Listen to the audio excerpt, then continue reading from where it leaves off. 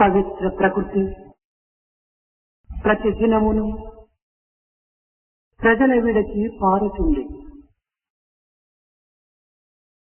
దాన ధర్మాచరణ పథము దురాచారమొందుచుండి. వేద విద్య అణుగంటెను, దుర్విద్యలు పెరుగుచుండి.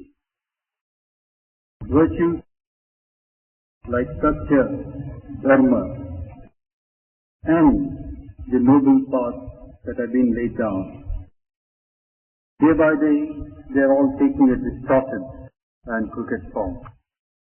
In the peoples of the world at large, we find that qualities like dana, charity, dharma, and the way of leading a life of truth and virtue is on the decline, as also the ancient knowledge contained in the Vedas and the scriptures, all that is on the decline.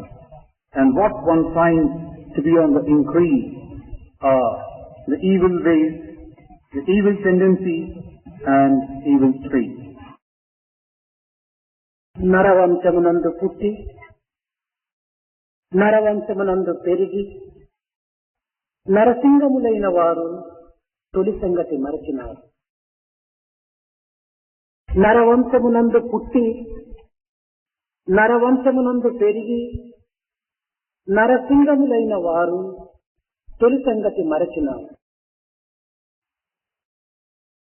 నరమత భేదములు పెంచి అసురత్వము స్వీకరించి సమరాలను స్వాగతించి చదువులెన్నో చదువుతారు.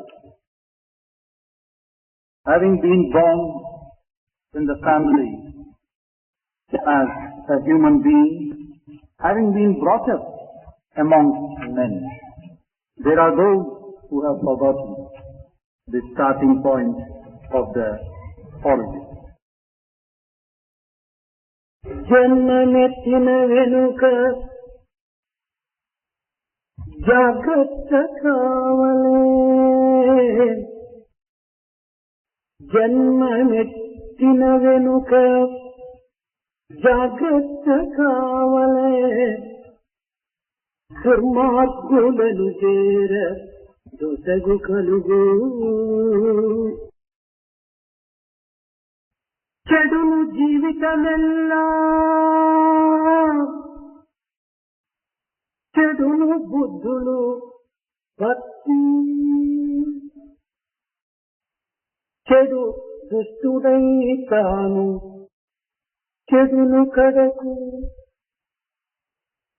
చెడక మునుసే మంచి స్నేహములనరించి,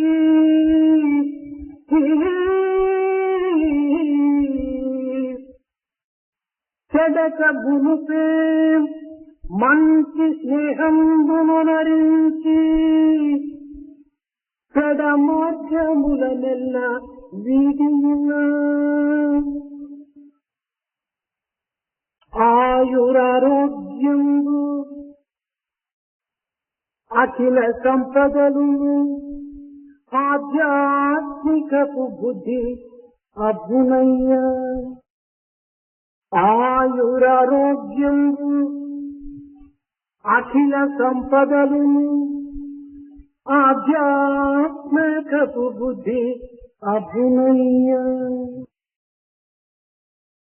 Having been given this life, be vigilant, be careful. If you become one with the evil and the wicked, you have nothing to look forward to, for verily you would have disintegrated yourself. Once your life is gone, your virtues are gone, and your element of devotion also will be gone. If you make the company of the wicked yours, not only have you gone, but also you would have felt disaster for those around you. So, before getting into bad ways, try and be vigilant and make friendship with the good and the noble one, and be thus removed from evil ways. This is indeed the way to secure a long life, health, wealth, possessions, and above all, a spiritual orientation to your existence.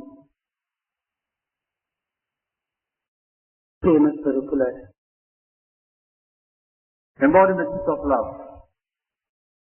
అనంత జగత్తులో అఖిల ప్రాణికోటిలో అన్ని విధముల మానవుడు అగ్రస్థానమునకు చేరినవాడు.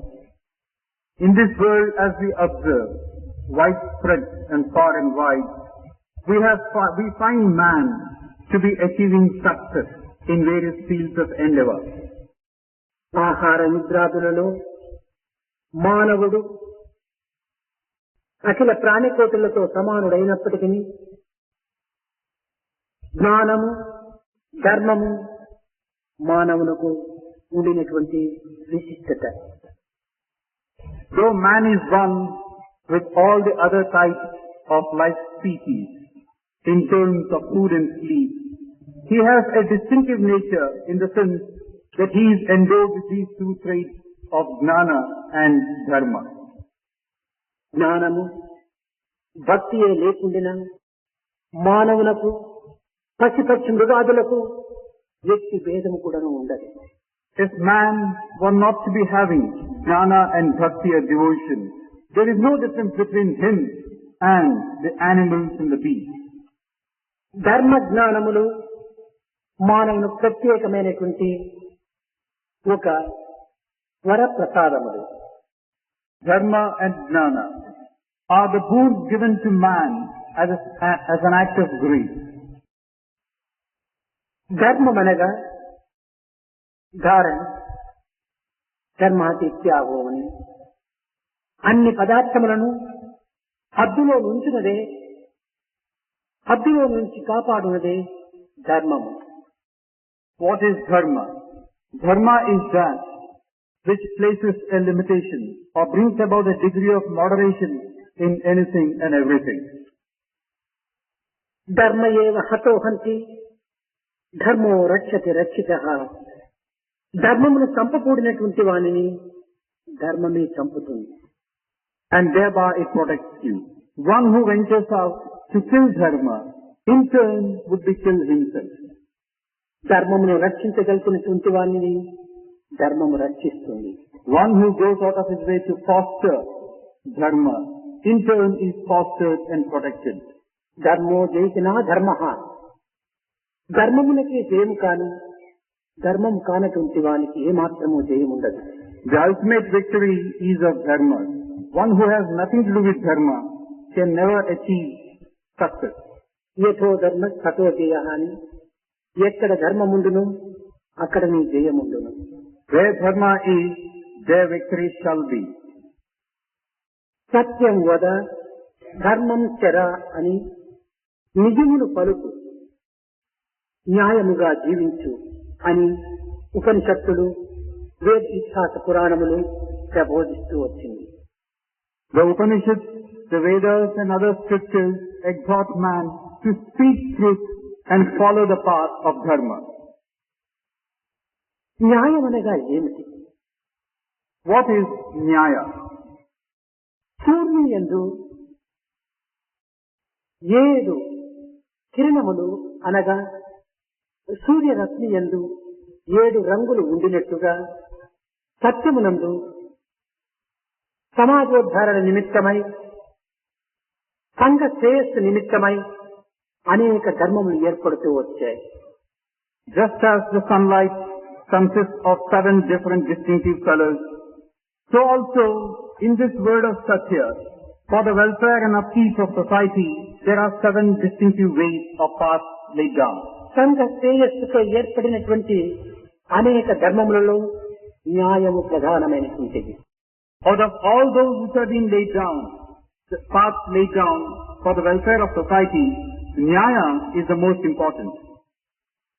న్యాయ బుద్ధి కలిగి న్యాయ ప్రవర్తన యందు జీవితంలో అంకితం గావించినటువంటి వానికి శాంతి లభిస్తుంది. That individual who makes his life full of nyaya wherein he is governed by what is right, what is not. His behavior is such as to be in tune with this highest virtue, verily will be successful. న్యాయము ఒక పదునైన కత్తి వంటిది. Nyaya again is like a sharpened knife or sword. ఈ న్యాయమునకు తన పర అనేటువంటి భేదములే మాత్రము ఉండవు. To this Nyaya, there is nothing like mine or thine. స్వార్థములకు ఏమాత్రము కూడాను ఈ న్యాయములో అవకాశము లేదు. Nor is there a trace of selfishness in this Nyaya. న్యాయ ప్రవర్తనల చేత తనకు కాని, తన వారికి కాని, తన బంధువులకు కాని ఏమైనా నష్ట కష్టములు సంభవించునన్నా ఈ నష్ట కష్టములకైనను తాను బాధ్యుడు కావాలని కాని న్యాయమును విడదాడరాదు. Now, if a person were to come across difficulties and troubles, either for himself or for those around him, the fault lies with him, not with this path of Nyaya which he may be following. ఈ న్యాయము ఇది భగవత్ వరప్రసాదము. This Nyaya again is a boon or gift from God. ఈ న్యాయ ప్రవర్తన కలిగి మానవుడు జీవించినప్పుడే మానవత్వం అనేటువంటి తత్వము చక్కగా అర్థమవుతుంది. When man makes his life one of Nyaya, his behavior is such as to be containing this Nyaya, certainly he will receive the grace. ఉద్యోగము చేసి వ్యాపారం చేసి మానవుడు ధనమును సంపాదించినట్టుగా ఈ న్యాయ పరిపాలన చేత మానవుడు పవిత్రమైనటువంటి ఒక పుణ్యమును ప్రోగు చేసుకుంటాడు. Now, just as a job or your business would give you wealth, material wealth, so also this Nyaya would confer on you the fruits of your deeds, good ones. ఉద్యోగం వల్ల లభించినటువంటి ధనముకు కానీ వ్యాపారం చే లభించినటువంటి ధనమునకు కానీ ఒక రూపము, ఒక స్థానము ఉండవచ్చును. Now, for the wealth accrued through the medium of a job or business may have a form, may have a shape or a place. న్యాయం వల్ల సంపాదించినటువంటి పుణ్యధనమునకు ఎట్టి రూపము లేదు. But the wealth accrued from Nyaya has no form or shape. ఇది కంటికి కనిపించినది కాదు. This is something which cannot be seen by the eye. భగవత్ అనుగ్రహం అనేటువంటి బ్యాంకుకు ఈ న్యాయం వల్ల లభించినటువంటి యొక్క పుణ్యధనము మీ పేరుకునకు చేరిపోతుంటాయి. In this bank of grace of God, this punya is like a deposit credited against your name. ఇట్టి న్యాయమును మానవుడు విచారించి దానిని అనుసరించి అనుష్ఠించి అందించి ఆనందించడమే ప్రధానమైన కర్తవ్యం. It is man's paramount task to understand the meaning and significance of this word Nyaya, decipher it, diagnose it, and then try and behave accordingly. కనుక మానవుడు ప్రప్రథమంలో న్యాయముగా జీవించడానికి ప్రయత్నించాలి. So at the very outset, man should endeavor to lead a life of Nyaya. స్వార్థరహితమై అహంకారరహితమై తాను ఆచరించేటువంటి ప్రతి కర్మల యందు కూడాను న్యాయమును లక్ష్యం నందుంచుకోవాలి. So in all his selfless and egoless deeds, this Nyaya should be governing his mode of operation. ఇక జ్ఞానము. జ్ఞానం అనగా అందరికీ తెలిసినటువంటిది ఒక తెలివి అని అర్థం. Now we come to this word Gnana. Everyone equates Gnana with intelligence. ఈ తెలివికి వ్యాపకత్వమైనటువంటిదే విద్య. Now that which gives a definite shape and form to this intelligence is called Vidya. సా విద్య యా విముక్తయే అనగా దుఃఖమును విముక్తి గావించినటువంటిదే నిజమైన విద్య. What is this true Vidya? That which will remove you from grief and sorrow. ఇట్టి దుఃఖమును నివృత్తి గావించినటువంటి యొక్క విద్య అది విద్య కానేరదు. Now if that Vidya cannot remove grief and sorrow for you, it cannot be called Vidya. జ్ఞేయము జ్ఞానము ఏకమైనటువంటి యొక్క పరతత్వమే సరైనటువంటి విద్య. Vidya is again a true form, takes on a true form when it has due importance given to this Nyaya. అట్టి ఏకత్వమైనటువంటి ఆత్మతత్వమే నీవు నేను అనేటువంటి సంబంధ బాంధవ్యమును కల్పించినటువంటిదే విద్య. This Vidya again should be such as to take you on to the realization that you and I are one. ఏకత్వమైనటువంటి ఆత్మతత్వాన్ని నిరూపించి దివ్యత్వమైనటువంటి పరతత్వాన్ని బోధించినటువంటిదే విద్య. Once you have the affinity in terms of the Atma established, then it would lead you on to the Paratattva. కనుక ఏకాత్మ భావనను అభివృద్ధి పరుచుకొని ఆత్మతత్వాన్ని అన్వేషణ గావించడానికి కృషి చేయటమే విద్య యొక్క ప్రధానమైనటువంటి శిక్షణ. The primary task of Vidya is to lead you on to this process of understanding the underlying unity amongst this diversity. This synthesis that must should be yours. కానీ దురదృష్టవశాత్తు ఈనాడు అట్టి విద్య మనకు చాలా దూరమైనది. Unfortunately, we are far removed today from this type of Vidya. చదివి వ్రాయ నేర్చిన వారందరూ విద్యావంతులేనా? Can all those who can write, read and talk be termed educated? College డిగ్రీలను పొంద విద్యావంతులగునా? Or if they merely get degrees in the college, can you call them educated? సుజ్ఞానము Sukriti లేని విద్యలు సద్విద్యలగునా? And that Vidya which cannot give you your good qualities and good traits, can you call it Vidya? బ్రతుకుటికే విద్య అన్న బ్రతుకలేదే పశుపక్షులు. If Vidya is that which makes you earn a living, do not the birds and animals also make a living? కనుక మనము బ్రతుకు నిమిత్తమై నేర్చేటువంటి విద్యలు కావు. So these things which we call Vidya today, by virtue of which we are able to live, are not the true form of Vidya. బ్రతుకు యొక్క రహస్యాన్ని నిరూపించేటువంటిదే విద్యలు. Vidya is that which makes you understand the mystery or the secrets of this life.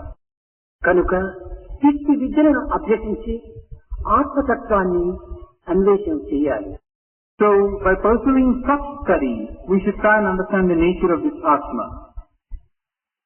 అయితే మానవత్వంలో ఇట్టి విద్యలు మనకు సాధన మూలకంగా సాధ్యమవుతుందా అని మీరు సందేహించనక్కర్లేదు. But then you really don't have to doubt, is it really possible for us to acquire such Vidya? మానవత్వాన్ని మాధవత్వంగా రూపింపజేసుకునేటువంటి యొక్క మార్గమునకే విద్యా మార్గము అని. Vidya is verily that path wherein you transcend the limitations of this human form of yours to become one with the divine. మాధవత్వం అనగా ఏమిటి? Now what is this Madhavatva? Or this మా అనగా ప్రకృతి, Ma means Prakriti or nature.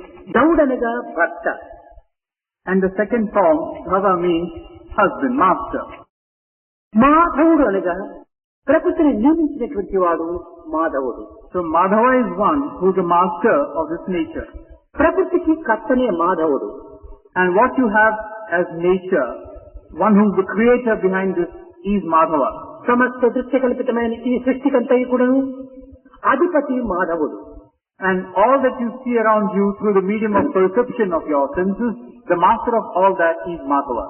చాలా పురుగు తన నోటి నుంచి దారమును ఏ విధంగా తీసి ఆ యొక్క దారము వల్లనే తాను ఇల్లును నిర్మించుకొని తద్వారా తిరిగి ఆ దారమును తన యందే ఐక్యము గావించుకున్నట్టుగా You have the spider which weaves a web from the thread which is born of itself. మాధవుడు తన నుండి ఈ సృష్టిని ఆవిర్భవింపచేసి దానిని పెంచి తిరిగి తనలోని లీనము గావించుకుంటాడు. And the spider in turn devours this thread. Madhava also. From him is born everything. To him goes everything. దీనిని పురస్కరించుకుని యథోవా ఇమాని భూతాని జాయంతి అన్నారు. అథోవా ఇమాని భూతాని జాయంతి అనగా దైవము పుట్టి మెట్టి తనలో లీనము గావించుకునేటువంటి తత్వములకు తానే అధిపతి అని. So this has been contained in these words, that he is the one who has given birth to all that's there. He is the master of all that he has created. సమస్త భూతములను కూడా సృష్టించినాడు అతని. తిరిగి దానిని పోషించి తనలో లయము గావించుకునేవాడు తనే. He is the one who has created these five elements. He is the one who fosters them. He is the one wherein they find the consummation. కనుక దైవత్వం అన్నటువంటి దానికి ఏకత్వం భావించుకోవటమే దివ్యత్వమైనటువంటి పవిత్రత. So one's sacredness or sanctity of purpose consists in seeing this fundamental unity of this creation. ప్రాణి రూపమును పిండాండము అంటారు. Now there is this word pindanda given to the form of life. చరాచరమునకు బ్రహ్మాండము అంటారు. That which moves and actuates itself is called Brahmanda. పిండాండమునకు అధినేత జీవుడు. For the first one, Pindanda, the Jiva is the acknowledged master. చరాచరమైనటువంటి యొక్క బ్రహ్మాండమునకు అధినేత దేవుడు. And that which permeates everything and anything in this, the Lord of it is God. పరమాత్మ నుండి ఈ చరాచర జగత్తునంతా కూడాను సృష్టి అవుతున్న చేత దీనికి నారము అని పేరు. And it is because it is born of God, this Brahmanda, all that you see around is also called Nara. దీనికి వ్యాపక లక్షణము ధర్మము కలిగినటువంటిది కనుక దీనికి ఆప్తి అని పేరు ఉంది. This also has a characteristic feature that it is present దీనికి anywhere. ఆపహ అని కూడా అంటారు. So it's also called Apti or Apaha. అయితే ఈ నారమునకు అధిదేవుడైనటువంటి వాడు కనుక నారాయణుడు అని తనకి పేరు. And because for this Nara, the master is the God, he is also called Narayana. నారమునకు అయనము అనగా, అయనం అనగా ఏమిటి? దీనికి అధిష్టాన తత్వము అని దీనికి అర్థము. So to that which is Nara, he is this Ayana, meaning he is the one who oversees. కనుక నారమునకు అధిష్టాన తత్వమైనటువంటి వాడు కనుక ఇతనికి నారాయణుడు అని పేరు. So it is that God is also referred to as Narayana. దైవత్వం అనేటువంటిది ఏదో ఒక ప్రత్యేకమైన ఒక ప్రదేశమునందు కానీ ఒక ప్రత్యేకమైన వ్యక్తి ఎందు మాత్రమే ఉన్నదని మనం భావించరాదు. We should not believe that that which we call divinity is present in a particular place or in a certain individual. సర్వ ప్రాణుల యందు కూడాను దైవత్వము అంతర్భూతమై ఉన్నది. In all forms of life, we could find this trace of divinity. ఇలాంటి అనేకత్వమైనటువంటి ఆత్మతత్వాన్ని గుర్తింప చేసుకున్నటకై ఉపనిషత్తులు, పురాణములు, ఇతిహాసములు, బ్రహ్మసూత్రములు ఇత్యాది గ్రంథములంతా కూడాను ఆవిర్భవించాయి.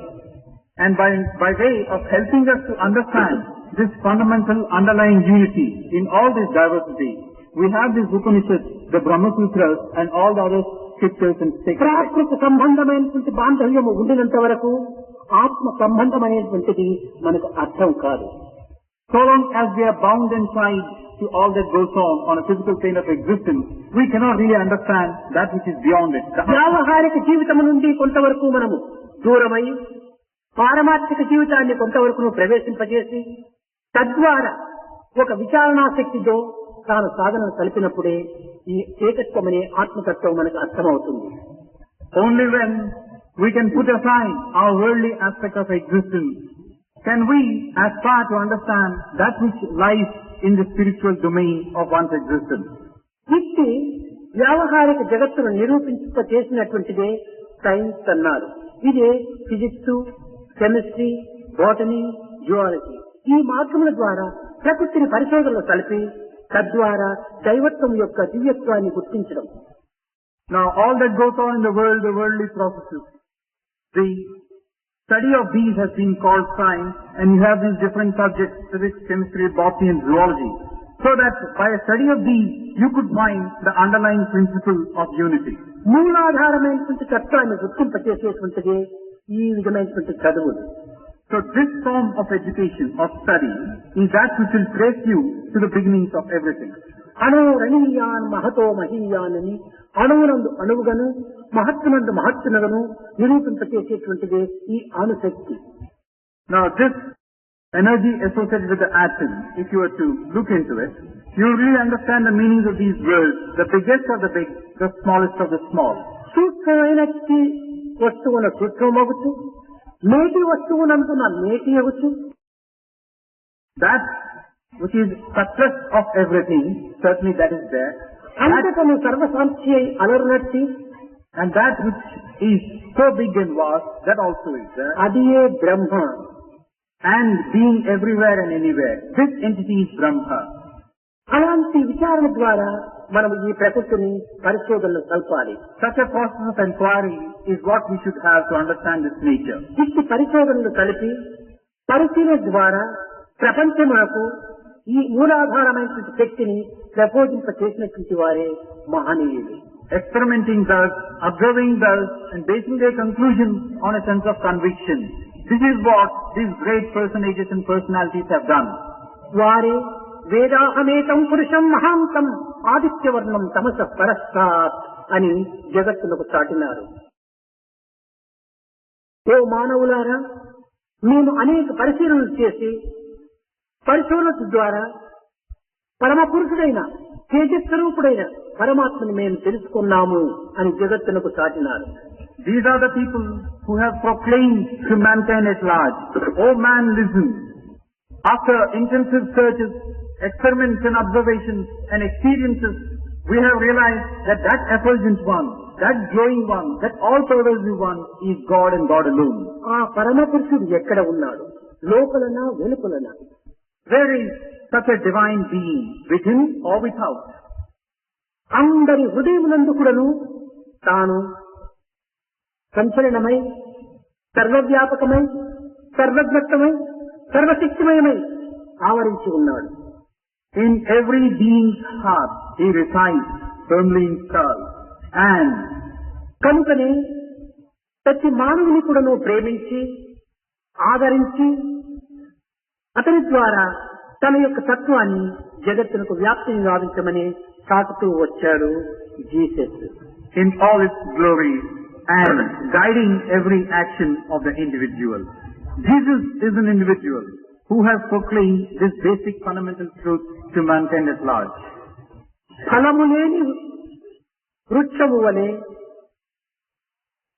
As a tree without any fruit, రుచులు లేని ఫలము వలె, as a fruit without any taste, తెలివి లేని మృగము వలె, as an animal without an iota of intelligence, పాలివ్వని గోవు వలె, as a cow which does not yield any milk. పుట్టి ఇట్టి ఏమి ఫలము?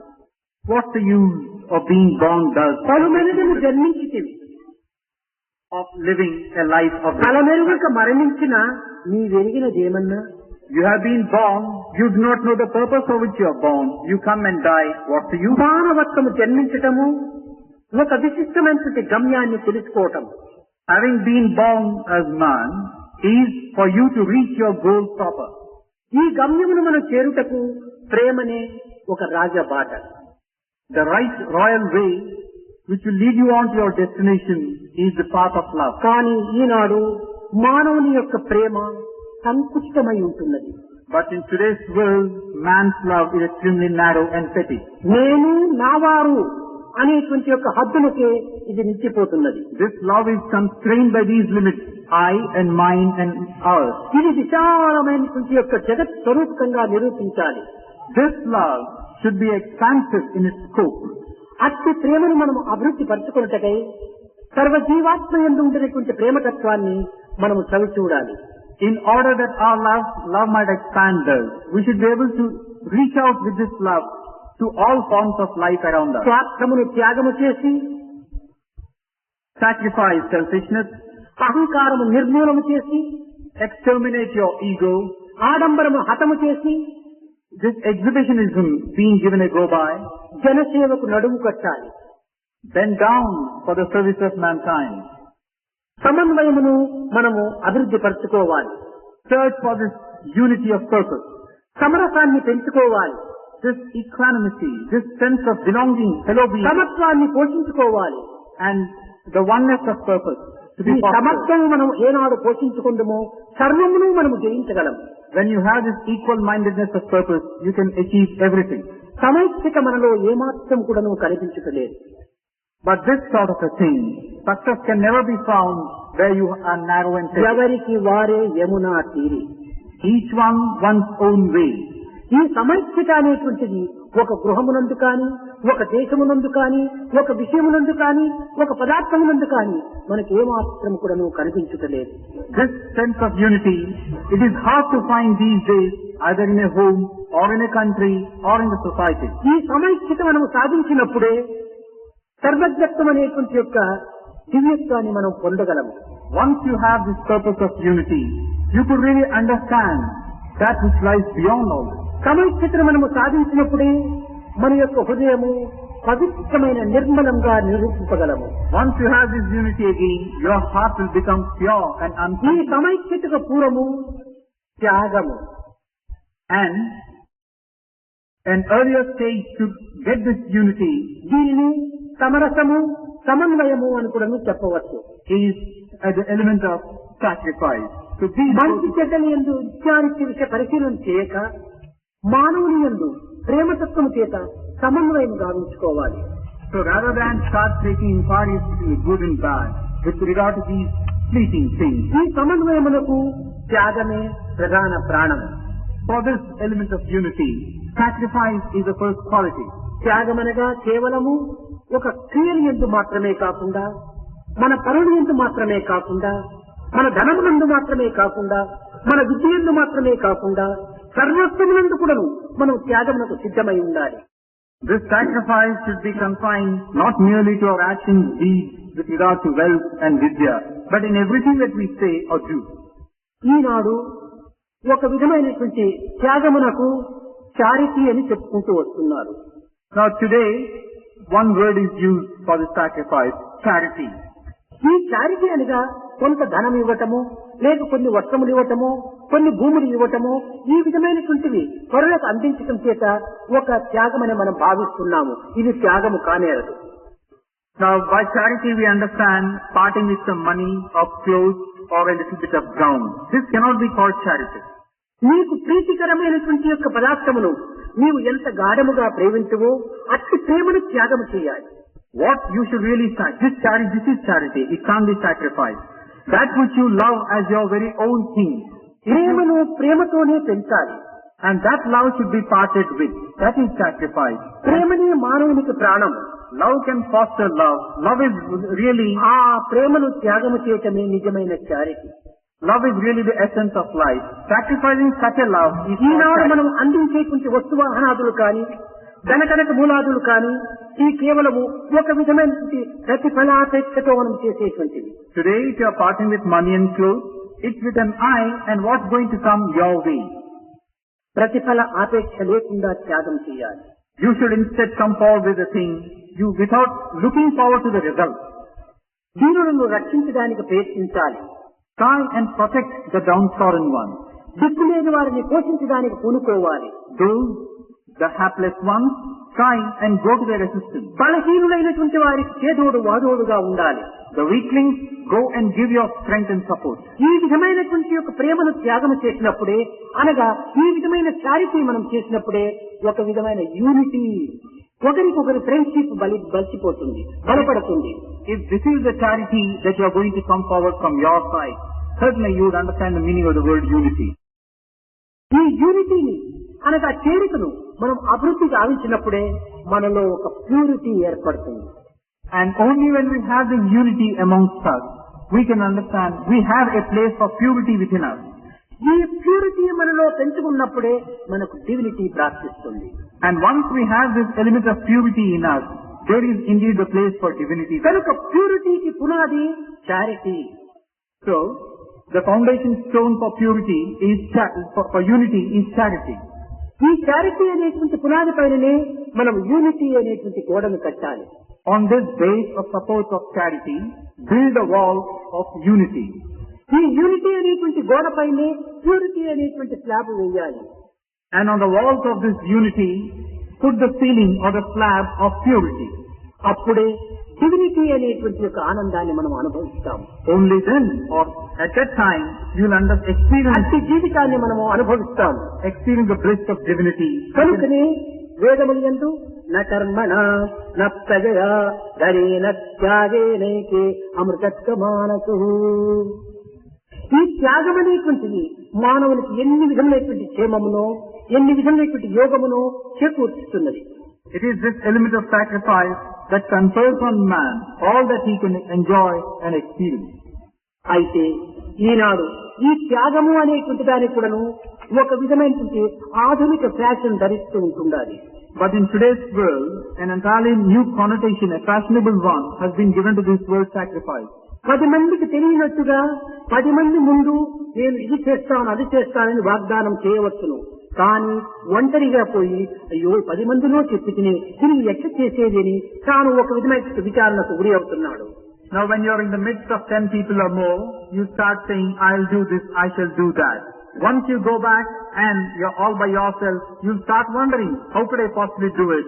ఈ విధమైనటువంటి ఆలోచనలు కలిగినప్పుడు ఇది సంకుచితమైనటువంటి ఒక విధమైనటువంటి త్యాగంగా ఉంటాయి. So obviously it's not a case of wholehearted coming out from your side. When you have this narrow feelings in you, ఇది బలవత్తరమైన త్యాగంగా ఉంటాయి. this is not a spontaneous sacrifice, something which is being forced over you. భావం తద్భవతి.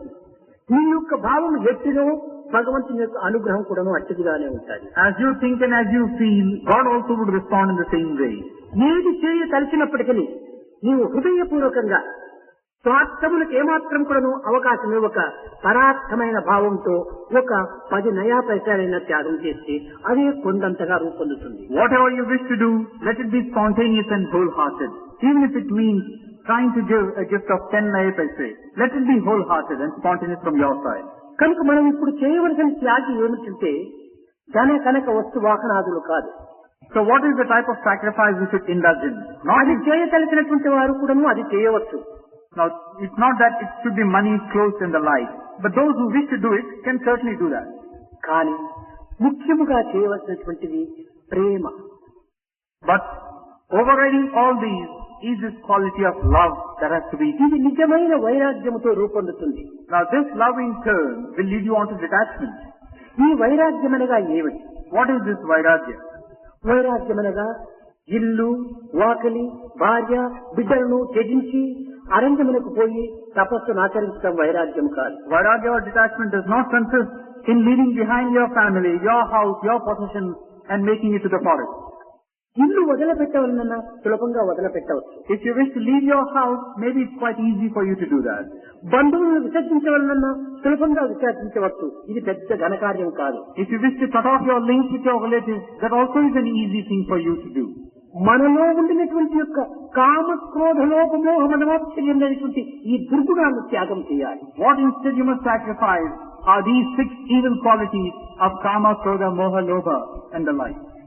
ఈ యొక్క దుర్బుద్ధులను, దురాలోచనలను, దుశ్చింతలను మనము దుర్గుణములను త్యాగం చేయటమే నిజమైనటువంటి వైరాగ్యం. True detachment consists in sacrificing and discarding these evil tendencies and traits and bad thoughts. కానీ ఈనాడు ఇట్టి వైరాగ్యమునందు కానీ ఇట్టి ఆధ్యాత్మిక మార్గమునందు కానీ ఒక విధమైనటువంటి నూతన మార్గమును అవలంబిస్తూ వస్తుండాలి. But in today's world we find that this word detachment is given an entirely different meaning and orientation. పూర్తి 100% వాళ్ళు కూడాను స్వార్థమును లక్ష్యంలో పెట్టుకొని సాధనలు కలుపుతున్నారు. Whatever sadhanas that we do, all is motivated from a point of view of your own selfish interest somewhere deep within. భగవంతుని దగ్గర కూడాను ఇచ్చి పుచ్చుకునేటువంటి వ్యాపారాల కింద ప్రారంభిస్తున్నారు. If you are in God's presence, you always think in terms of what should I give, what should I get back in turn. నేను ఎంత భజన చేస్తే, ఎంత సాధన చేస్తే నాకు ఎంత ఫలం లభిస్తుంది అని ముందుగానే కొంచెం వడ్డీ వ్యాపారాలు ప్రారంభిస్తున్నారు. You start engaging yourself in bartering. If I do so much of bhajan, if I do so much of one of these japa or jhana, what is the result that I am going to get back in return? ఆధ్యాత్మిక మార్గంలో ఇట్టి వ్యాపారం పనికిరాదు. In the spiritual world, there is no place for such a bartering. నీ బలమును, నీ ధనమును, నీ విద్యను, నీ పదవిని, నీ ఐశ్వర్యాన్ని చూసి భగవంతుడు అనుగ్రహించడు. God is not going to grace you by looking at your position of authority, your place and what you have as possessed. నీ హృదయ పవిత్రతను చూసి అనుగ్రహిస్తుంది. He is going to grace you by looking at the purity of your heart. కనుకనే ఇట్టి అనుగ్రహములకు పాత్రుడు కావాలన్నా సర్వమును కూడా త్యాగం చేయడానికి సంసిద్ధుడై ఉండాలి. So if you have to be deserving of this grace from God, be prepared to sacrifice everything. దీనులను రక్షించే కోసమని, దిక్కులేని వారిని ప్రేమించి ఆదరించే నిమిత్తమై జీసస్ తన దేహమును కూడా త్యాగం చేశాడు. Jesus was one such individual who even sacrificed his own body for the sake of coming to the aid and assistance of the poor, the downtrodden and the hopeless people. అయితే ఆకారమునందు కూడాను ఈ సాధకులైనటువంటి వారి యందు ఈ వ్యాపారం యొక్క భావంలో లేకపోలేదు. But then even in those times, people of those times also were plagued by the tendencies that you see today. Jesus కు ప్రధానులైనటువంటి 12-13 మంది శిష్యులు ఉండేటువంటి వారు. Now Jesus had these 13, the most important of his disciples with him. వీరు కూడాను ఈ గురువు అయినటువంటి జీసస్ ద్వారా అనేక విధమైనటువంటి ఉన్నత మార్గములను ఉత్తమమైనటువంటి విషయములను తాము గుర్తించుతూ వచ్చారు.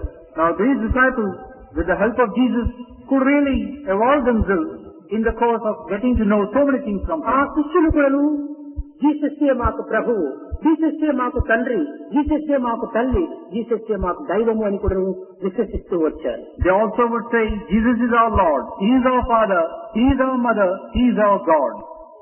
జీసస్ వారిని ప్రేమించి చెంత చేర్చుకొని లాలించి పాలించి అన్ని విధాలా ఉద్ధరించినప్పటికీ వారి యొక్క కించిత్ బుద్ధులు వారిలో ఏమాత్రం కూడా మార్పు రాలేదు. Though Jesus took them closer, fondled them, caressed them, and showered His bountiful love on them, still they could not discard their petty, కానీ narrow-mindedness. వీటిని జీసస్ ఏమాత్రం కూడా లెక్క చేయక కన్న బిడ్డల వలె కంటి రెప్పల వలె వారిని చూసుకుంటూ వచ్చాడు. But then Jesus would not give room for such feelings which were coming in the disciples' hearts. ప్రమాదవశత్తు జీసస్ కు అనేక మంది కొంత అసూయాపరులైనటువంటి వారు అతన్ని హింసించడానికి పూనుకున్నప్పుడు ఈ శిష్యులు కూడాను ఆ హింసలో మాకిక్కడ ప్రాకుతుందో అని ఒకరికి ఒకరు తప్పించుకుంటూ వెళ్లారు. In spite of this attitude from His disciples, Jesus would guard them as His own, as the eyelid would the eye. So it so happened that there were those others who would attack Jesus and who would start assaulting Him. Then these disciples would feel, if we are around Jesus, we will come to harm. So they started slipping away one by one. లౌకిక సదుపాయంలో చేకూరినంత కాలము ఈ శిష్యులు ప్రభువును కన్న తండ్రి వలె దైవం వలె భావిస్తూ వస్తారు. Now, would people look upon the Master as their very own? అందువల్లనే జీసస్ కూడా చెప్పాడు, నాయనలారా మిమ్మల్ని రక్షించేటువంటిది బ్రెడ్ కాదు, రొట్టె కాదు, దైవమే మిమ్మల్ని రక్షించేటువంటిది అన్నాడు. So it was that Jesus also would say, Son, it is not bread that is going to protect you or safeguard you. It is God alone who is going to do that. నీ blood నే bread గా మార్చమన్నాడు. So let your blood become bread. అప్పుడే నీకు నిజమైనటువంటి యొక్క త్యాగం చేకూరుతుందన్నాడు. Only then will you get this element of sacrifice, He said. కానీ విన్నంత వరకు అతి మధురంగా ఉంటున్నాయి. Now when they heard these, of course they were close to Him to a point. ఆచరణలోకి వచ్చేటప్పటికి అందరు కూడాను దిగజారిపోయారు. But when it came to putting these ideals into practice, they started getting disheartened and slipping away. కడపటికి తాను ఆ యొక్క సిలువను మోసుకొని పోతుండే సమయంలో పీటర్ కూడా ఎదురొచ్చాడు. And at the fag end of it all, when Jesus was carrying the burden of the cross with Him, Peter happened to come that way. Peter, నీకు చేపలు పట్టేటువంటి విధానం నేర్చుకున్నావు. చేపలు పట్టేటువంటి విధానంలో గొప్పతనము లేదు, మనసును పట్టాలి, హృదయాన్ని పట్టేటువంటి విధానం నీకు నేర్పిస్తారని అతన్ని అనేక విధములుగా దగ్గర చేర్చుకొని అతనికి సాధనలు చేయించి ఆ యొక్క హృదయాన్ని ఆకర్షించుకునేటువంటి యొక్క విద్యను కూడా బోధించాడు. Jesus would address Peter thus, Peter, you know this, you are a skilled fisherman. You know the art and trick of catching fish. But it's no use getting this knowledge. Instead, try and control and curb and get your mind in your possession. So he started teaching him on these lines and gave him this knowledge of pertaining to the heart and the mind. అంత ప్రాణ సమానంగా ప్రేమించినటువంటి Peter తన ప్రాణములకు ఏమైనా ప్రమాదం సంభవించునేమో అని, కష్టములు వచ్చునేమో అని, తాము కూడాను ఈ యొక్క గవర్నమెంట్ ప్రభుత్వం వారి శిక్షకు గురి కావచ్చు వచ్చునేమో అని తాను కూడాను గురువును తప్పించుకొని పోవటకై ప్రయత్నించాడు. Here was Peter as an example, whom Jesus took to heart and raised him as his very own. But such a Peter, when he saw that Jesus was in trouble and difficulties, started feeling that if he were to be close to Jesus then, he in turn would be troubled and put a lot of difficulties from the government side and those around. So he too would start to slip away. కడపటి సమయంలో తాను ఆ సిలువను మోసుకుని పోయే సమయంలో Peter ఎదురొచ్చినప్పుడు ఒక కఠినమైనటువంటి మాట చెప్తాడు Jesus. Now, when this was the relationship between Jesus and Peter, at the end of it all, when Jesus was carrying the burden of the cross, when Peter came across, Jesus uttered a rather harsh word. Peter, నా జీవితమే త్యాగ జీవితం. Peter, my life is a saga of sacrifice. దేహం ఒక నీటి బుడగ వంటిది. The body is like a bubble of water. ఏనాటికైనా కూడా ఇది ఊడిపోక, కాలిపోక, కూలిపోక తప్పదు. Now, any day, any moment, this might disintegrate and decay. అయితే ఈనాడు నేను నా ప్రాణమును కోల్పోవుటకై సిద్ధంగా ఉన్నానన్నాడు. But today, I, from my own side, am prepared to give up my life. ఆ మాట విన్న తక్షణమే పీటరు గట్టిగా అరిచి బాధపడ్డాడు. When he heard these words from Jesus, Peter was given to a state of anguish, deep agony, and he exclaimed. ఈ నటనంతా కూడా నువ్వు గుర్తించుకున్నటువంటి జీసస్ కఠినమైన మాట ఒకటి చెప్పాడు. పీటర్, నీబోటి గురుద్రోహులకు నేను గురువుగా ఉండుట కంటే నా చేతులారా నా ప్రాణం తీసుకోవటం మంచిది అన్నాడు. And Peter started lamenting. But Jesus could see through this act, this drama of Peter, and he uttered this harsh word. Peter, rather than raise and fondle, you deceitful disciples, I would rather give up my own life. దైవద్రోహులు గురుద్రోహులు చెంత చేరటంకి ఏమాత్రమూ అవకాశం ఉండదు. There is no place for those chiefs to come in the vicinity, in the proximity of God. కనుక ఇలాంటి ద్రోహులకు నేను మాత్రంగా ఉండుట కంటే నా దేహమును విసర్జించడం నాకు సంతోషం అన్నాడు. I would be happy living my life, discarding my life, rather than be the master of such a set of disciples. కనుక గురువు చేత అభివృద్ధిగా ఆవింపబడి, గురువు చేత పోషింపబడి, గురువు చేత సంరక్షింపబడినటువంటి యొక్క శిష్యులు గురువునకు ఏమాత్రం కూడాను దోహమునకు పాల్పడరాదు. So it transpires therefore that those disciples who are fondled, nourished, protected, fostered and brought up by the Guru should never so much as think of bringing harm to the Guru. ఈ కృతజ్ఞతనే మానవునికి లేకపోయినా వాడు క్రూర మృగము కంటే హీనుడని చెప్పవచ్చు. They should be grateful to the Guru. Devoid of this trait of gratitude, they are worse than a cruel beast. ముఖ్యముగా Jesus కు అతి చిన్న వయసునందనే తన యొక్క జీవితమును సాధించాలి అనేటువంటి సంకల్పం పుట్టడానికి ఇదే మూల కారణం. This in fact is the primary reason why Jesus wanted to put an end to his life at a young age. ఎవరిని తనవారు అని విశ్వసించెనో, ఎవరు తన బిడ్డలుగా భావించెనో, ఎవరిని అన్ని విధములుగా కూడాను పోషించి తనకు అండదండలుగా ఉండగలరనేటువంటిది విశ్వసించెనో అట్టివారే గురువులకు ద్రోహానికి పూనుకున్నారు. He trusted and had implicit faith in those whom he looked upon his own children, his very own kith and kin, his very own people who would safeguard and protect him. Such people attempted an act of treachery on him. ఎన్ని విధములైనటువంటి ఉపకారం చేసినప్పటికీ ఈ ఉపకారం ఏమాత్రం కూడా గుర్తించడానికి ప్రయత్నించరు అల్ప బుద్ధుల వారు. Now the petty-minded and the narrow-minded one would never so much as understand or try to understand the great good and benefit that has come to them. అపరిపక్వ స్థితిలో ఉండినటువంటి ఫలములు ఏ విధంగా రుచించవో అదే విధంగానే పూర్ణ విశ్వాసము లేనిటువంటి యొక్క భక్తుడి యొక్క హృదయాలు కూడాను అరుచిగా ఉంటాయి. Now a fruit which has not developed to the full can never become tasty. So also these devotees, wherein the fruit of devotion has not yet fructified, they never can be called true devotees. అసంపూర్ణమైనటువంటి యొక్క బుద్ధులు కేవలము గని నుంచి తీసినటువంటి ముతక లోహము వంటిది. Now this impure devotion, this devotion which is not full, is like the ore which is drawn from a deep mine. ఈ ముతక లోహమును బాగా కాంచి దానిని సంస్కరింపచేసినప్పుడే ఒక పరిశుద్ధమైనటువంటి లోహంగా రూపొందుతుంది. Now this metal which is still in its nascent form, in the form of ore, with so many impurities, has to be taken through a series of processes so that it becomes shining and its original form. మంచి జాతి ఫలమైనప్పటికీ కాయక స్థితి యందు అది ఒగరుగాను పుల్లగానే ఉంటుంటాయి. Now a particular tree may be good by its very nature and the way it has come up. But the fruit, you can't be too sure that it will be going to be bitter. అది ఫలమైన తరువాతనే ఆ జాతి యొక్క మాధుర్యము అందులో మనకు తెలుస్తుంది.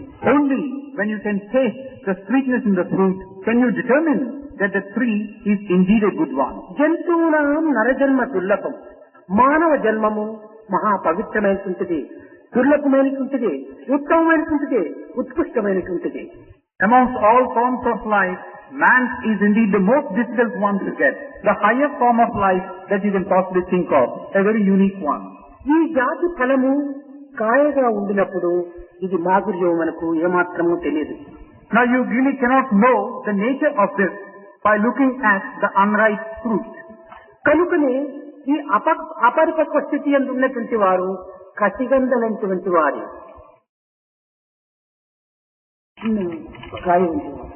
So these people, these fruits which are still unripe, are very much like the fruit in a bud state, still to grow. కనుక ఈ కసిగంధలైనటువంటి మన హృదయాలను పరిపక్వ స్థితికి రావాలంటే మనం ప్రేమను పెంచుకోవాలి. So our hearts are in this nascent state. If they have to reach the fullness of their growth, love is the medium. లౌకికమైనటువంటి యొక్క సంబంధ బాంధవ్యములతో మనం ఉండినంత కాలం కూడాను ఈ పరిపక్వ స్థితి అయినటువంటి యొక్క పరతత్వ చైతన్యం మనకు అర్థం కాదు. Now so long as we entangle ourselves in these worldly actions and deeds of ours, we really cannot break through and understand that which lies beyond. కనుక ఆనాటి నుండి కూడాను ఈనాటి వరకు ఈ దైవత్వములకు మానవత్వములకు ఉండిన సంబంధ బాంధవ్యములు యందు ఈ విధమైనటువంటి భేదభావములు ఏర్పడుతూ వస్తున్నాయి. So either then or now, this differentiation between man on the one hand and God on the other have been coming down to us. ఏనాడు మనము భగవంతుని కేవలము ప్రేమకు ప్రేమగా హృదయానికి హృదయంగా మనం విశ్వసించి ఆరాధించమో అది ఏ నిజమైనటువంటి భక్తి. When you start worshipping God through the medium of love for love's sake, your heart for the sake of securing God's grace, that is the way, in fact, you must start progressing. కానీ ఈనాడు సాధకులైనటువంటి వారు భక్తులైనటువంటి వారు వారి అధిష్టములను మాత్రమే లక్ష్యములను ఉంచుకొని దైవ సంకల్పం ఎట్టిదో అనేటువంటిది అర్థము చేసుకొనక తన లక్ష్యాన్ని మాత్రమే తాము సాధించడానికి ప్రయత్నిస్తుంటారు. But today's sadhakas, they are devoid of this understanding with regard to the nature of God and His love. They are all the while tuned into securing their own selfish narrow end. దైవం యొక్క ప్రేమ యొక్క విశిష్టతను తాము గుర్తించరు. They also do not understand the uniqueness or the distinctive అల్ప feature. వాంఛలు తమకేమైనా చేకూరకుండినా దివ్యమైన ప్రేమతత్వం పైన కూడాను ఒక ద్వేషమును పూనుతారు. Distinctive nature of the love of God. If their own petty desires are not fulfilled, their own love, their own attachment to God turns to one of soreness and bitterness. దైవమునైనా వీడుటకు ప్రయత్నించరు కానీ తమ వాంఛలను అరికట్టుకోవడానికి ఏమాత్రమూ ప్రయత్నించరు. They would be prepared even to part company with God, but they would never so much as make an attempt to part with their desires or wishes. దైవమే తమ కోరికలు ఏమైనా కూడాను తీర్చకుండా దైవం పైన కూడాను విశ్వాసరాహిత్య తీర్మానం ప్రారంభిస్తారు. If God does not fulfill their wishes or desires, they would pass a no confidence motion against God. ఈ కోరికకు నేను అర్హుడనా, దీనిని నేను సాధించేటువంటి యోగ్యత నాకు ఉన్నదా, అంటే శక్తి సామర్థ్యంలో నాలో ఉన్నవా అనేటువంటి విచారణ ఏమాత్రం కూడాను చేయరు. They do not inquire into this vital aspect. Am I deserving of making such a wish to God? Am I deserving of fulfilling it if in turn God were to give me something? ఇంకే కాదు, Not only this, దైవము ముందు భక్తుని వలె సాధకుని వలె తమ బిడ్డ వలె అన్ని విధాలు కూడాను ప్రవర్తిస్తారు. in the presence of God, they behave like a true sadhaka, like God's own child, and as one very much attached to God. సర్వసంగ పరిత్యాగి వలె తాము ప్రవర్తిస్తారు. He would also behave as if he has discarded and renounced everything. ఇంకా మొరుగులు వెళ్లి దీనికి విరుద్ధమైనటువంటి యొక్క ప్రవర్తనలు ప్రారంభిస్తారు. But once they go away from God's presence, they start doing things against this. చెప్పుట ఒకటి, చేయుట మరొకటి. What they say is one thing, what they do is quite another. ఇంతటితో తీరిపోవటం లేదు. And the whole thing doesn't end here. దైవత్వానికి విరుద్ధంగా కూడాను ప్రవర్తించుటకు తాము కోరుకుంటారు. They would also endeavor to behave against the injunctions of God. ఈ విధమైనటువంటి యొక్క ద్విపాత్ర అభినయనములు కావిస్తారు. So in this way, they start enacting a dual role. In this way, they start doing mono acting. ఈ mono acting లోపల దైవత్వము గుర్తించుకోలేక కేవలము తమ యొక్క జీవితం లక్ష్యమును మాత్రమే ప్రత్యేకమైన మార్గంలో ప్రవేశింపజేస్తారు.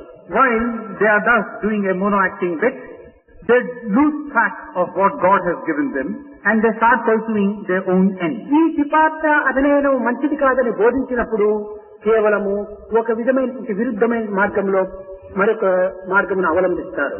Now when they are exhorted and cautioned that this is not the way it should be, they go in quite yet another direction. కానీ లోకులు బయట ప్రదర్శనలోనే ప్రత్యేక లక్ష్యంలో చూస్తున్నారు కానీ మనోభావములు ఏమాత్రం కూడా వారు చూడలేరు.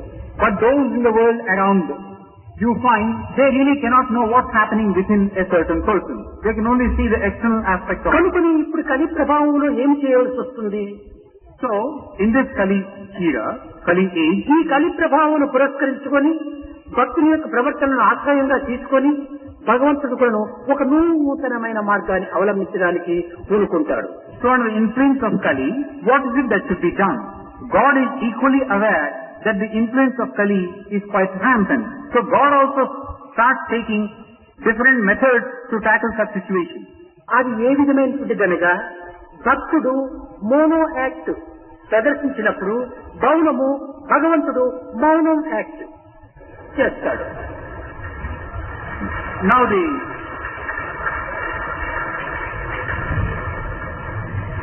method adopted by God is, if the devotee is taking the idea of mono acting, God assumes mauna acting, meaning he maintains silence.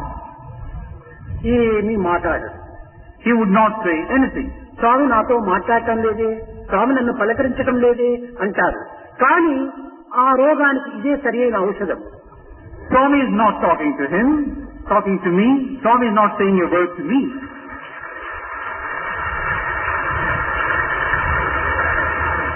నేనేమైనా వారి తప్పప్పులనేమైనా కూడా సర్దిద్దుటకై తిరిగి దాన్ని సవరించుటకై చెప్పినప్పుడు విరుద్ధమైన మార్గాన్ని అవలంబిస్తారు. కనుక ఆ విరుద్ధమైన మార్గమును అవలంబించకుండా ఉన్న స్థాయి నుండి అయినా ఉన్నత స్థాయికి పోయే నిమిత్తమై నేను మౌన యాక్ట్ పొందుతాను. Then you start languishing, but then for that disease, this is the remedy.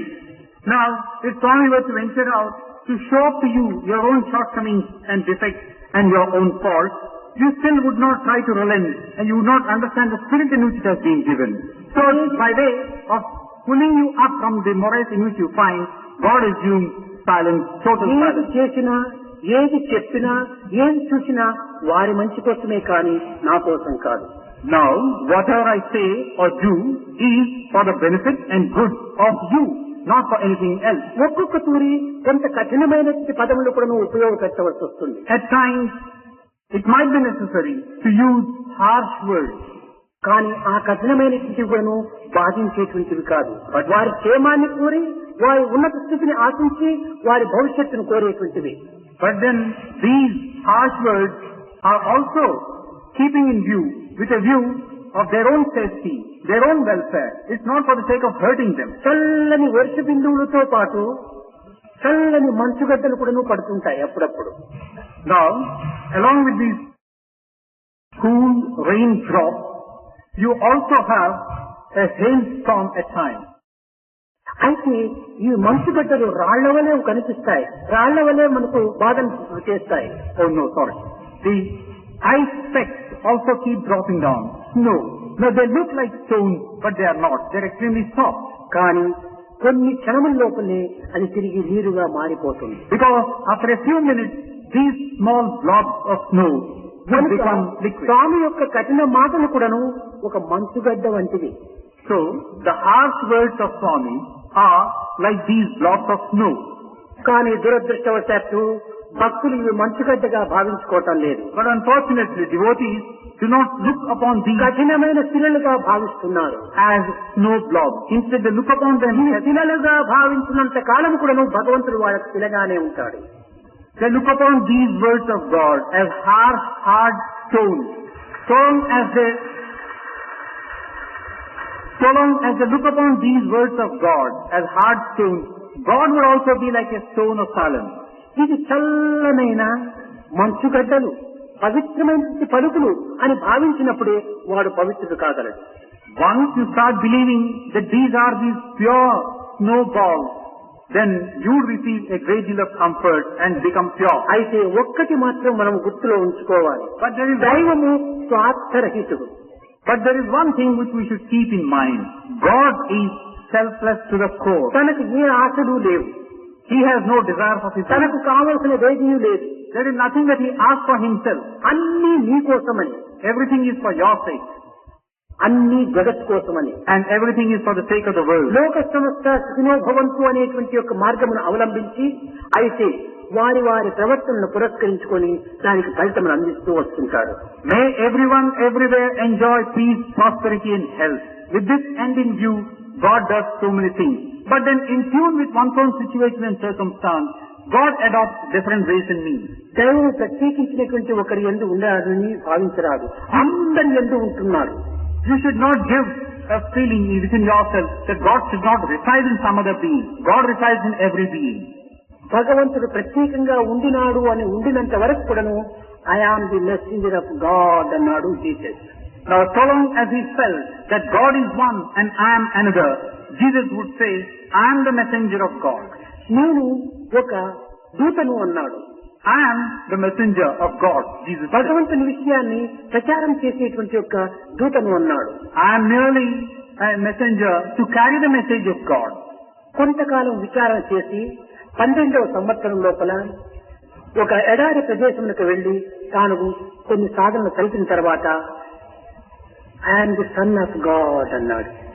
Then after a few years of inquiry, during his 12th year, he retired to the desert and then he started inquiring deeper and came up with this profound statement, I am the son of God.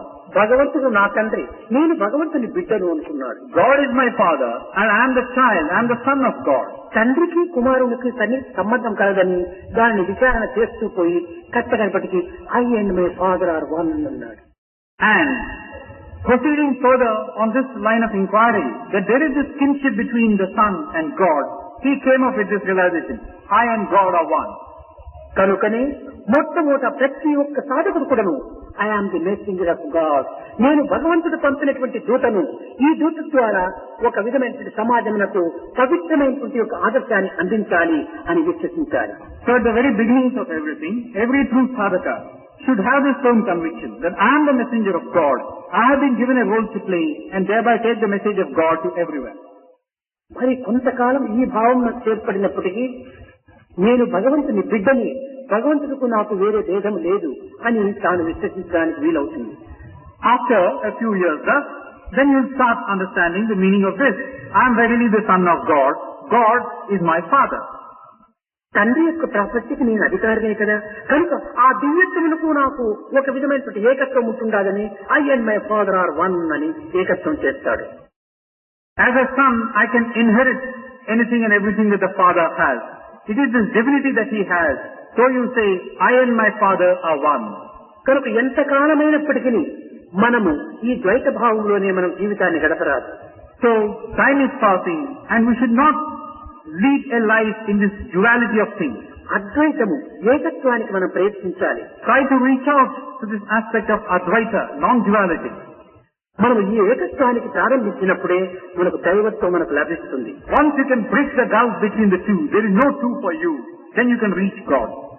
విద్యార్థులారా, Students, Kingdom of mother Sai సభ్యులందరూ కూడాను ఏదో ఒక విధమైనటువంటి సాధన శిల్పి నిమిత్తమై ఈ యొక్క పేరుతో సేవలు సరుపుతూ వచ్చారు. కానీ ఈ సేవలతో మీరు తృప్తిని ఉండరాదు. the members of the kingdom of Mother Sai, out of their own enthusiasm and out of their own ideas, they have been undertaking service activities of varying dimensions. But మాధవుడిగా భావించుకునేటువంటి స్థాయికి మీరు చేరాలి. But they should not remain content with just this. They should try now and go from the state of Manava to the state of Madhava. సమాజంలో ప్రవేశించి సంఘంలో మీరు సరైన సేవలు మీరు ప్రారంభించాలి. Plunging into the society, undertake activities which might be beneficial to members of the society. సమైక్యతను పెంపొందింప చేసుకోవాలి. And try and bring about an equality, a sense of unity in all. ఎవరిని మనము ద్వేషించరాదు. We should not hate anyone. ఎవరిని మనము దూషించరాదు. We should not criticize, abuse anyone. ఈ ద్వేషము, దూషణ కేవలము మనకే ఒక రియాక్షన్ గా ఒక ప్రతిబింబింపు చేస్తుంది. This hatred, this criticism towards others is thrown back at us as a form of reflection. పరుల తిట్టినంత పాపకర్మం Babbu. By indulging in criticism of others, it's only an act of sin that you are committing. విడువనేరటప్పుడు విశ్వమందు. And this is something which you never can possibly put aside. పరుడు పరుడు కాదు, పరమాత్ముడగునయ్యా. There is really, పరుడు కాదు, పరమాత్ముడగునయ్యా. it's not that the other person is really another person. He is verily God, one more form of God. తనది యందున్న తత్వము తెలియక వేరే యాత్ర చేయు వెర్రివాడు. Now the foolish ones do not really know what their true nature is, and instead they undertake pilgrimages. గంట మోసి గాడిద తిరగదా. Now you have a donkey which is bearing the burden for long. The donkey is doing this all right. తనది యందు ఉన్న తత్వము మరచి వేరే యాత్ర చేయు వెర్రివాడు. తనలోనే ఉండినటువంటి దైవత్వాన్ని మర్చిపోయి ఎక్కడెక్కడో యాత్రలు చేస్తూ పోతుంటారు. In the same manner, this divinity is very much within you. You are not aware of it. With this burden of this realization, you keep going on from pilgrim center to pilgrim center. తన యందున్న తత్వాన్ని తాను అంతర్దృష్టిగా ప్రయత్నం చేయాలి. So that which is very much your own, you start looking inside, looking inward you.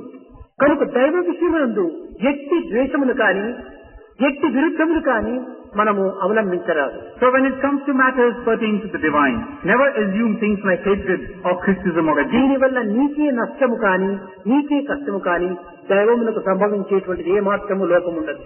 Now by indulging in these things with regard to God, you are the one who is coming to grief and harm. God is not going to lose anything in the process. సూర్యునికి దుమ్ము చల్లితే ఆ దుమ్ము నీ ముఖానికే పడుతుంది కానీ సూర్యునికి చేరదు. Now you pick up a dust and throw it at the sun, but the sun is not affected. The dust comes back into your eyes. చుక్కలను చూసి కుక్కలు మరుగుతే చుక్కలు కిందికి రాలవు. The dogs tend to bark at the stars. Do the stars descend from their levels and come కనుక from the sky? మంచిగా ఉండి మంచిగా చూచి మంచిగా తలంచి మంచిగా జీవించు. So it has been said, see good, do good, be good. This is the way to God. This is the way to God. కనుక మనం పవిత్రమైనటువంటి హృదయాన్ని అభివృద్ధి పరుచుకునే నిమిత్తమై ఈ విధమైన సత్సంగాలంతా కూడాను ఒక సాధన రూపంలో ఏర్పడినాయి. So that we could further and nourish such good qualities within us. These congregations, these assemblies of sadhakas have become. గురువు లభించినప్పుడే, దైవము లభించినప్పుడే, పెద్దలు మనకు ప్రాప్తించినప్పుడే మనము సరి అయినటువంటి రీతిగా కాలమును వినియోగం చేసుకోవాలి. Only when we have, or rather when we have the occasion to have a guru, when we are in the proximity of God, should we try and make the best use of our time at our ఈ disposal. చిక్కిన కాలమును దుర్వినియోగం చేసుకుంటే తిరిగి మనకు లభించేది కాదు. If you are to fritter away this time that is yours now, you never can get it back afterwards. చిక్కిన కాయను ఒక్కలేయక చక్క చేసుకోండి. Now this time which has come within your grasp, make him secure and firm in your possession. పోయిన చిక్కను పచ్చీసుని ఈ పాదసేవయండి. Once you lose this chance, you never can get this Padaseva of Sai. భక్తిని ఇచ్చి శక్తిని ఇచ్చి ముక్తి చేస్తునండి. Conferring on you devotion, giving you the strength necessary, leading you on to liberation. ఇతరుల మాటలు ఇంపుగా నమ్మి కొంపతీయకండి. Don't give your ears to everything that is being uttered by others. You are going to damage yourself. నేర్చుకోండి ఈ బుద్ధులన్నీ తీర్చుకోండి కర్మం.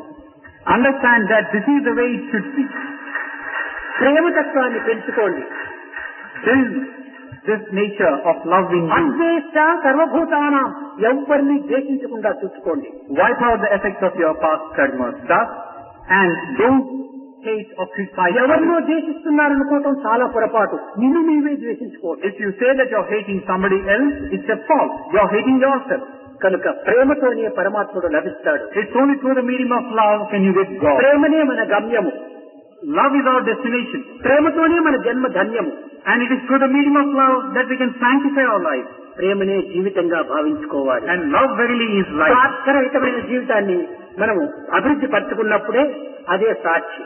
A life devoid of selfishness, full of selflessness, that is a true witness to a true life having been ఇంకా lived. విదేశముల నుండి వచ్చినటువంటి వారు ఈ యొక్క Christmas ఈ యొక్క విషయాన్నంతా కూడాను అనేక విధములుగా ఆనందాన్ని అందించి వారు అనుభవించేటువంటి కార్యక్రమాలు ఉండటం చేత ఒక చిన్న విషయాన్ని మీరు గుర్తించాలి.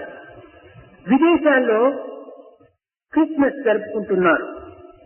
హ్యాపీ క్రిస్మస్ అంటారు, మేరీ క్రిస్మస్ అంటారు. కానీ హ్యాపీ క్రిస్మస్, మేరీ క్రిస్మస్ రాజబాటలు కావు, చీలి మార్గాలు. ఇక్కడ ఉంటుండేటువంటిది ఒక Holi Christmas,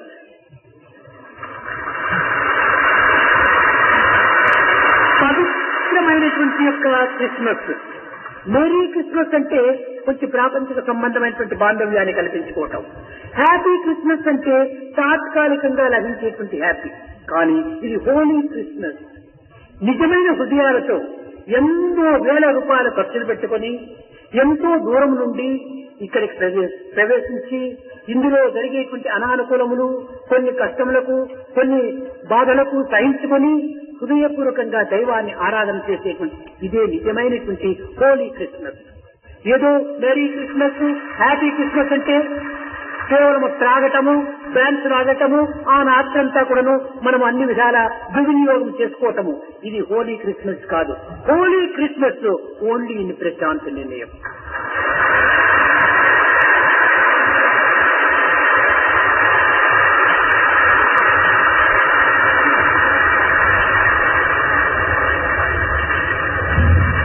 There is a program which is being got up by all those who have come from other countries, far off countries and the foreign countries who are assembled here.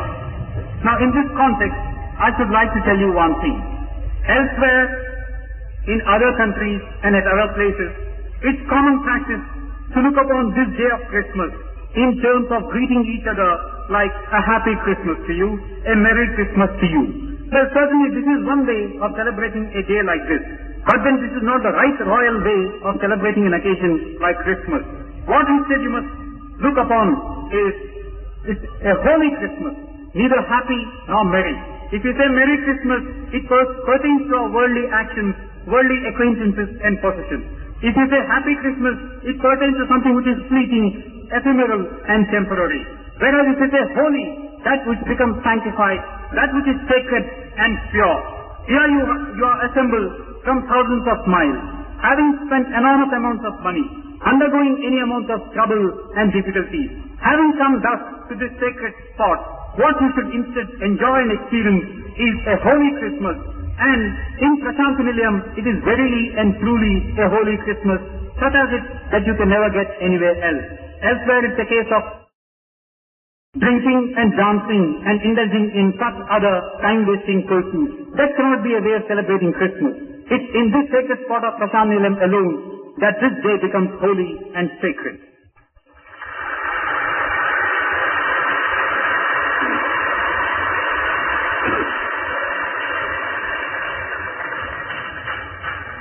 भजन बिना सुख शांति नहीं,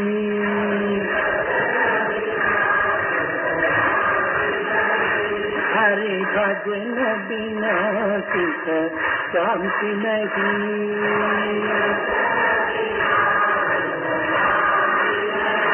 हरे नाम बिना आनंद नहीं,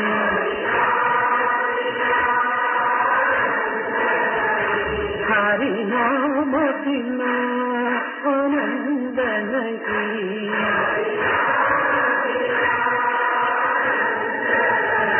प्रेम भक्ति बिना उद्धार नहीं,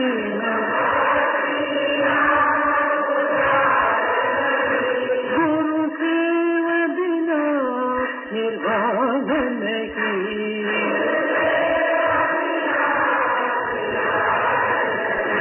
हरि भजन बिना सुख शांति नहीं,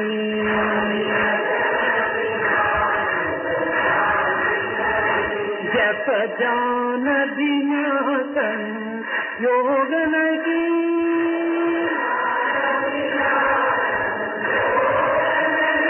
प्रभु दर्श बिना प्रज्ञान नहीं,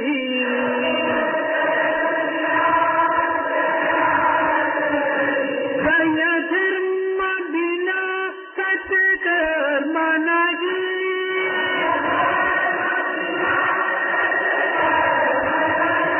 भगवान बिना कोई अपना नहीं,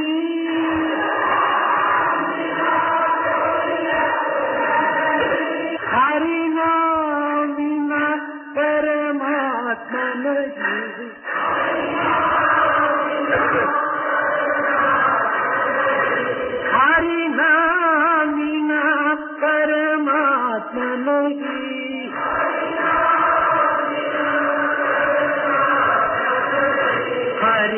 भजन बिना सुख शांति नहीं, हरि भजन बिना सुख शांति नहीं, हरि भजन बिना सुख शांति नहीं।